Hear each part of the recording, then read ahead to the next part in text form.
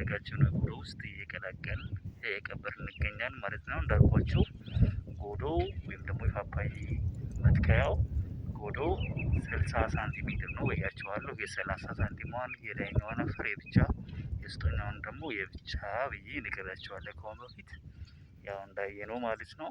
እና ይሄን የተዘጋጀውን ኮምፖስት ከላይ በወጣችው በ30 ሳንቲሟ አፈር በአንከፋ እየለካሁኝ እየሰፈርኩ ከኮምፖስቱ ጋር እኩል አቀላቅላለሁ ማለት ነው። ከዚያም አሸዋውን ከስር ጨምርና ኮምፖስቱን ከውስጥ ቀብሬ እደፍናለሁ። ከደፈንኩ በኋላ ሴንተር ላይ ምን አደርጋለሁ?